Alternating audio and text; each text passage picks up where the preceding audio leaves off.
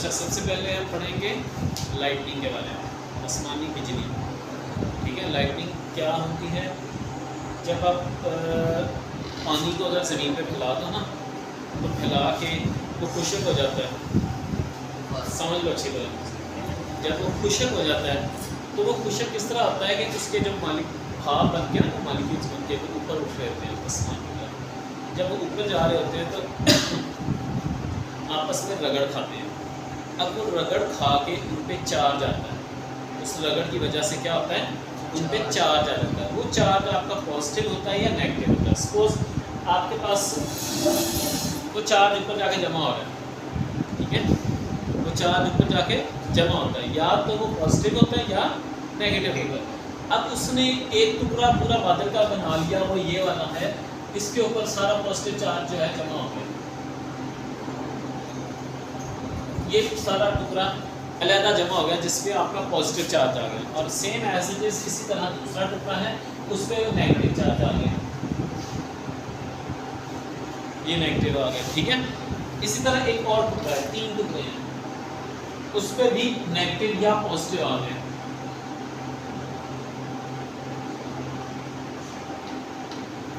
ये चार्ज आ गया। अब 3 टुकड़े बादल के बन गए, इन तीनों के ऊपर 2 पे पॉजिटिव चार्ज है, 1 पे नेगेटिव चार्ज है।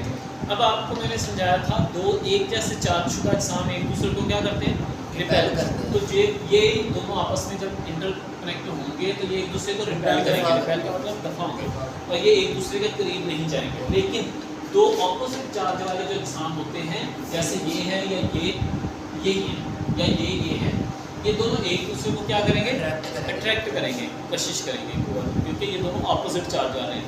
फिर क्या होता है कि पूरा स्ट्रोक जो इसके ऊपर इलेक्ट्रिसिटी चार्ज जमा होता है, बिजली जमा होती है, किसकी वजह से? मॉलिक्यूल्स की वजह से। सारे का सारा जो होता है वो अपना एक दूसरे के ऊपर जायल कर देते हैं। जैसे इसने अपना सारा स्ट्रोक जो है, इन दोनों ने एक दूसरे के ऊपर जायल कर दिया।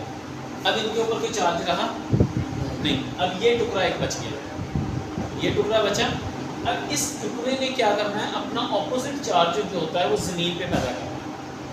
अब सबसे पहला इसका काम होता है, जो हाइट की जगह होती है ना, सबसे हाइट की जगह होगी, उस जगह पे, इसके नीचे जो हाइट की जगह होगी उस पर तलाश करेगा कंडक्टर को। जैसे मैं ट्रांसमिशन लाइन को डील कर रहा हूँ मिसाल के तौर पर, ये है ट्रांसमिशन लाइन, इस पर आपके आर्म्स जो बने होते हैं, उसके साइडों पे वो खंभे के बने होते हैं ना आर्म्स, तो ये आर्म्स हैं।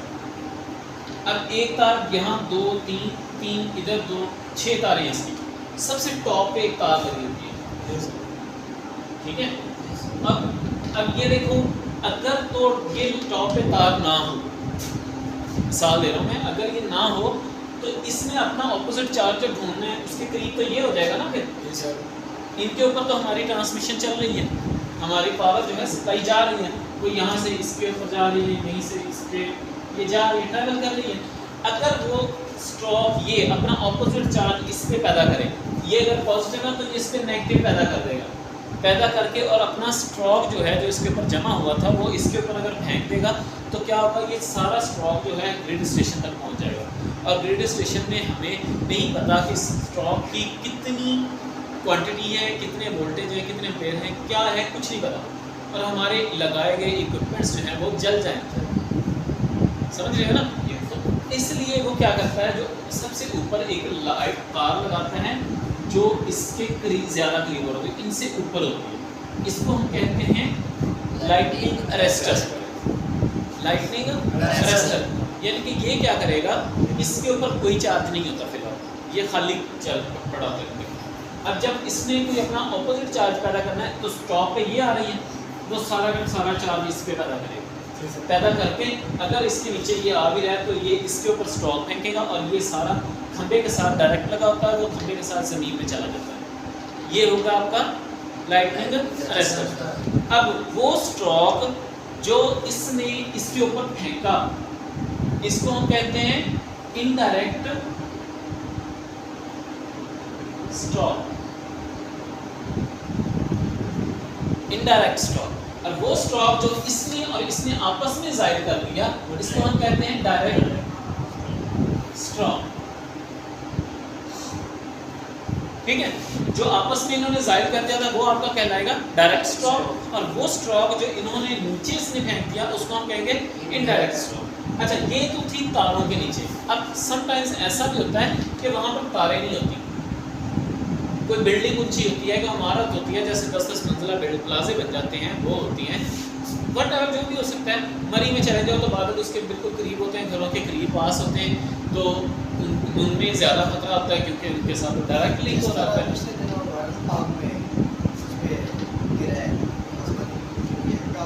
टावर पे गिरी है, उससे ही मैं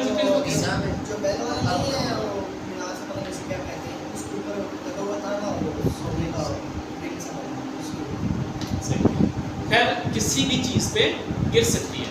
अच्छा, अब अगर वो किसी घर पे गिरे तो देखो हमें वोल्टेज वगैरह कुछ नहीं मालूम, तो वो उसको पूरे को इस पर नबूद कर देगी बिजली। तो हमें क्या करना होता है कि लाइटिंग अरेस्टर जो होता है अपने घरों की जो टॉप बिल्डिंग्स बनाते हैं वहाँ पे भी लगाना होता है।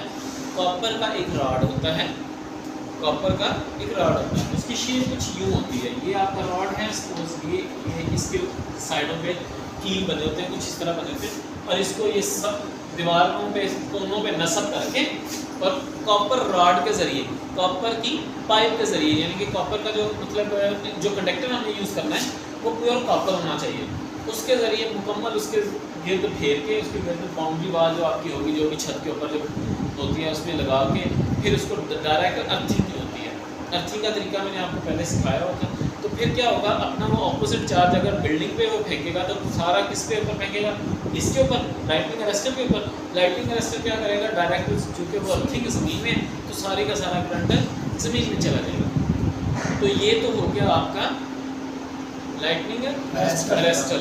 और लाइटनिंग क्या है, आसमानी बिजली, और वो जो एक दूसरे के साथ जाहिर करते हैं प्लॉट्स, वो उसको हम कहेंगे डायरेक्ट स्ट्रोक, और जो कि अपना ऑपोजिट पैदा करके नीचे फेंक दे उसको हम कहते हैं इनडायरेक्ट स्ट्रोक। इस चीज़ की समझ आ गई? अगर कोई पूछे कि आसमानी ये सबसे ऊपर तार किस काम आती है ट्रांसमिशन लाइन में, आप बता सकते हैं? ये तो अगर कोई आपको वो आसमानी बिजली से बचाओगा कोई पूछे तो आप कहेंगे हम लाइटनिंग अरेस्टर जो है दीवार उस पर बिल्डिंग पे हम लगा सकते हैं और उसके मुनासिब अर्थिंग करके, समझ आ गई इसकी, कर लेंगे इसको में आगे सकते। नेक्स्ट टॉपिक है आपका, नेक्स्ट हमारा टॉपिक है कि हमने एक ट्रांसफार्मर है, उसकी इनपुट और आउटपुट जो है, इनपुट और आउटपुट, उसको हमने डील करना है कि किस तरह इनपुट पे उसकी कितनी करंट आ रही है, आउटपुट पे उसकी कितनी करंट आ रही है। तो उसको हम जब डील करते हैं, सपोज हमारा ये है एक ट्रांसफार्मर जिसकी पावर रेटिंग है 200 kVA, कितनी है 200 kVA, क्लियर। अब आपने फाइंड आउट करना है कि ये इनपुट पे कितनी करंट होगी, आउटपुट पे कितनी करंट होती है, ठीक है। अब देखो इनपुट पे वोल्टेज कितने हैं, 400, प्राइमरी वोल्टेज उसको कहते हैं इनपुट वो 11 kV पे है, ठीक है, 11 kV, वो फैन बंद कर, ये बंद कर, 11 kV, ठीक है। आउटपुट वोल्टेज कितने हैं, VS 440 वोल्ट, समझ आ गई इसकी। VB होते हैं प्राइमरी वोल्टेज, VS होते हैं सेकेंडरी वोल्टेज। हमने स्टेप डाउन ट्रांसफार्मर लगाया हुआ है, डिस्ट्रीब्यूशन ट्रांसफार्मर जिसको बोलते हैं। डिस्ट्रीब्यूशन ट्रांसफार्मर जो होता है हमें आउटपुट पे जो वोल्टेज देता है, जो सप्लाई देता है, वो 440 वोल्ट होते हैं, ठीक है। हमने क्योंकि अपने घरों में सर्व करनी होती है ना, ये घरों में 3 फेज़ के लिए या सिंगल फेज़ के लिए, 3 फेज़ में हमें वोल्टेज मिलते हैं 440 और सिंगल फेज़ में हमें 220 मिल जाते हैं, लेकिन प्राइमरी साइड पर उसके वोल्टेज होते हैं 11 kV, यानी कि 11,000 वोल्ट। अच्छा, नेक्स्ट उसकी आपने करंट मालूम करनी है, प्राइमरी भी और सेकेंडरी भी, ये मालूम करनी है, ठीक है। अब आपने पावर का फार्मूला लिखना होता है, तो पावर का फार्मूला क्या है, √3 L line voltage, line current और थीटा। अच्छा, इसमें आपका ये पावर 3 फेज़ का आ जाती है, √3 जो लगाया हुआ हमने 3 फेज़ के लिए लगाते हैं। ये आपके आगे वोल्टेज, ये आगे आपकी करंट, ये आ गया आपका पावर फैक्टर। अच्छा जी, अब आपने देखना है कि हम कौन सी साइड को डील कर रहे हैं। अगर तो आप डील कर रहे हो प्राइमरी साइड को, किसको डील कर रहे हो? प्राइमरी साइड को। तो हम यहाँ पर ठीक है इसकी प्राइमरी साइड लिख देते हैं कि this is primary side.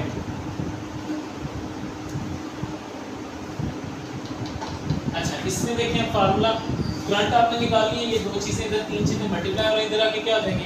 Divide. तो ये फार्मूला बन जाएगा आपका √3 VL cos theta is equal to I। यही बन जाएगा। इसको हम यूं भी लिख सकते हैं, I is equal to P over √3 VL cos theta. जी, तो आपकी आउटपुट कितनी है? पावर कितनी है? 200 kVA ओवर √3। वोल्टेज कितने हैं आपके प्राइमरी साइड पर? प्राइमरी साइड पर 11 kV। ये आपकी केवीए में है, तो ये भी आपका 1007 आ जाएगा मल्टीप्लाई। पावर फैक्टर जहां भी केवीए की रेटिंग होती है, पावर जिसमें केवीए में दी हुई हो, वहां पर पावर फैक्टर जो होता है वो यूनिटी होता है। तो आप यहाँ पर मान लगा सकते हैं, ना भी लिखो तो कोई इशू नहीं है। ये 1000 से कटेगा तो आपके पास बच जाएगा 200 ओवर √3। इसको कैलकुलेट करो, मल्टीप्लाई 11 200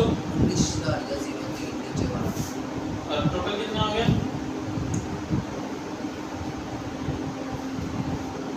10.50। तो ये प्राइमरी साइड पर उसकी करंट कितनी होगी? 10.5 एम्पेयर। ये प्राइमरी साइड पे होगी। इसकी समझ आ गई है? ठीक है। अब हम डील कर रहे हैं सेकेंडरी साइड पर। ठीक है, तो सेकेंडरी पे हमने जो लगानी है पावर का formula same as it is, वही √3 VI cos थीटा। तो पावर आपने आई करंट मालूम करनी है, आई इधर आ जाएगा P over √3 VL line voltage, line current cos theta. ये कौन सी साइड है हमारी? Secondary side. ठीक है, अब हम क्या करते हैं, पावर कितनी है आपके पास? 200 मल्टीप्लाई बाय 1000 ओवर,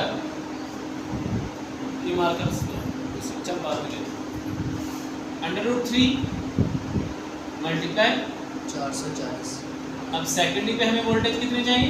440। अब पावर फैक्टर कितना है आपका? 1। तो अब इसको लिंक करो 200 तो 1000 से और √3 440 करो, कितनी आ रही है? नीचे वाला आ रहा है 761.2। 761.2 ऊपर 2 लाख आ हमें 761.2 इस पे डिवाइड कर दो।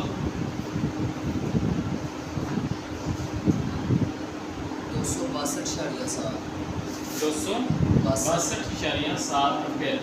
तो ये इतने एम्पेयर आपको दे सकता है एक 200 kVA का ट्रांसफार्मर आउटपुट पे। अच्छा, यहाँ पर एक फार्मूला लॉ होता है, जो कानून आपको लागू होता है, वो था इसका मैंने समझाया था ओहम लॉ में मैंने समझाया था वोल्टेज करंट के डायरेक्टली प्रोपोर्शनल होती है, लेकिन अगर उसकी रेजिस्टेंस या टेम्परेचर सेम रहे। क्या ट्रांसफार्मर में टेम्परेचर सेम रह सकता है? लोड ज़्यादा हुआ तो हीटर प्रोड्यूस करना शुरू कर देता है, नहीं रहता ना। अगर उसमें टेम्परेचर नहीं तो क्या ये लागू होगा कि एक चीज़ बढ़े और दूसरी भी बढ़ जाए? नहीं ना। तो सेम एज इट इज़ यहाँ पर देखो, अगर आपके वोल्टेज 11000 थे तो करंट कितनी थी? 10.1। वोल्टेज बढ़े करंट आपकी डाउन होगा। तो यहाँ देखो आपकी वोल्टेज कम हो गए और करंट ज़्यादा हो गई है। अगर आपने वोल्टेज को कम कर दिया तो आपकी करंट बढ़ गई है। इस चीज़ की समझ आ गई? अच्छा, इसके बाद आपको क्वेश्चन आता है कि सेकेंडरी साइड जो होती है उसकी स्टार कनेक्टेड होती है। ठीक है, ये कनेक्टेड होती है, स्टार कनेक्टेड। और प्राइमरी साइड जो होती है वो उसकी डेल्टा कनेक्टेड होती है। डेल्टा में आपने देखा होगा सिर्फ 3 फेज होते हैं और स्टार में आपके 3 फेज और न्यूट्रल होती है। तो आप जब ट्रांसफार्मर की इनपुट में देखते हो तो 3 तारें सिर्फ इन हो रही होती हैं, और आउटपुट देखते हैं तो 3 तारें एक फेज होते हैं और एक साथ न्यूट्रल उसकी इनपुट निकल रही होती है। ठीक है, जो स्टार कनेक्शन होता है आपका, स्टार कनेक्शन में आपकी लाइन करंट और फेज करंट सेम रहती है। लाइन करंट और फेज करंट सेम रहती है आपकी। तो यहाँ पर आपकी जो करंट निकली थी आपकी 262.7 एम्पीयर जो है वो आपकी लाइन करंट निकाली थी हमने, तो वही आपकी फेज करंट भी होगी, ठीक है, सेम 262.7 एम्पीयर। लेकिन जो आपके वोल्टेज होते हैं, ठीक है, वो वोल्टेज जो होते हैं वो √3 से डिवाइड हो जाते हैं। जैसे मैं आपको बताता हूँ, लाइन वोल्टेज जो होते हैं आपके √3 गुना ज़्यादा होते हैं फेज वोल्टेज से। तो आपने फेज वोल्टेज मालूम कर देना, तो आपके पास क्या होता है, लाइन वोल्टेज ओवर √3। तो आपके पास लाइन वोल्टेज थे आपके कितने निकले थे, आपके लाइन वोल्टेज 440 आपने लगाए थे सेकेंडरी साइड पर, तो 440 ओवर √3 करेंगे 231.251 समथिंग आएगा, ठीक है। इतने वोल्टेज आ जाते हैं आपके पास। अब आ जाते हैं इसकी प्राइमरी साइड पर। तो प्राइमरी साइड पर कौन सा कनेक्शन है, डेल्टा कनेक्शन है। डेल्टा कनेक्शन में आपके लाइन वोल्टेज और फेज वोल्टेज ये सेम रहते हैं, लाइन वोल्टेज और फेज वोल्टेज, यानी कि जो लाइन वोल्टेज आपके 11 kV है सेम वही फेज वोल्टेज होंगे, हर एक फेज में 11 kV ही होंगे, ठीक है। लेकिन जो करंट होती है इसमें अंडरवुड लाइन करंट जो होती है वो आपके √3 गुना ज़्यादा होती है पर फेज करंट से। तो अगर आपने पर फेज करंट मालूम करनी हो तो आपने लाइन करंट से उसको डिवाइड कर देना होता है √3 से। तो लाइन करंट आपके पास कितनी आ रही है, 10.5 डिवाइडेड बाय √3, करो इसको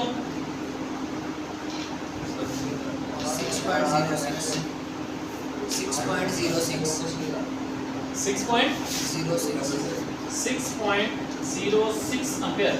अब अज्यूम करें आपके पास जो ट्रांसफार्मर में डीए लगी होती है, ये जो डीए लगाते हैं ट्रांसफार्मर की, आपको हर एक फेज पे कितनी करंट आ रही होती है, 6.06 एम्पीयर, यानी कि 6 एम्पीयर ही आ रही है।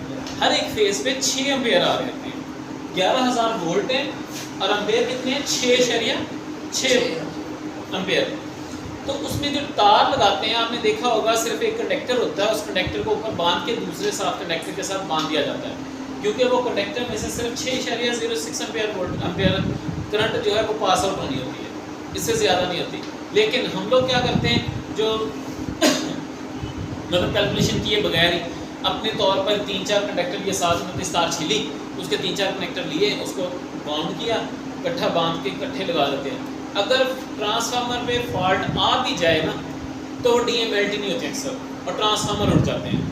अगर वो डी मुनासिब कैलकुलेशन करके लगा दी जाए, कि आप कैलकुलेशन करें कि उसमें सेकेंडरी पर या उसकी जो डी आप इनपुट दे रहे हो, जो इनपुट आ रही है उसमें कितनी करंट आ रही है। अगर आपको पता हो कि इसकी 6 एम्पीयर है या 10 एम्पीयर है, बट जो भी करंट निकलती है इतनी करंट आ रही है, तो इतनी करंट के लिए कौन सा कंडक्टर बेस्ट होगा। किसी हंगामी सूरत हाल में क्या होता है, जब ट्रांसफार्मर पे कोई फॉल्ट क्रिएट होता है तो या उस पर लोड ज़्यादा हो जाता है, सपोज ज़्यादा से ज़्यादा ये 6 एम्पीयर है तो 7 हो जाएगी, 8 हो जाएगी, 9 हो जाएगी। तो कंडक्टर को इस काबिल बनाएं, इस काबिल रखें कि वो 10 एम्पीयर तक बर्दाश्त कर ले, लेकिन 10 से ऊपर अगर जाता है तो वो फ़ौरन ट्रिप करना चाहिए, फ़ौरन मेल्ट होना चाहिए। लेकिन हम लोग क्या करते हैं, कैलकुलेशन किए बगैर लगा देते हैं, और लगा के जब वो कोई फॉल्ट आता है, कुछ हंगामी सूरत आती है, तो वो मेल्ट होता नहीं है और ट्रांसफार्मर ब्लास्ट हो जाता है, उसकी वाइंडिंग जल जाती है, आग लग जाती है। तो कभी भी अगर आपको मौका मिले तो आप लोगों ने गाइड अगले को करें, आप काम करने लगे तो आप बताएं उनको कि भाई ये इस तरह नहीं है, इस तरह। जब आपको काम करने लगे तो आपको पता होना चाहिए कि ये कैलकुलेशन कैसे निकालना है, निकाल के उसके बाद आप सॉल्व करें तो इंशाल्लाह कभी भी ट्रांसफार्मर नहीं फटेगा, ट्रांसफार्मर जलेगा नहीं। इस चीज़ की समझ आ गई?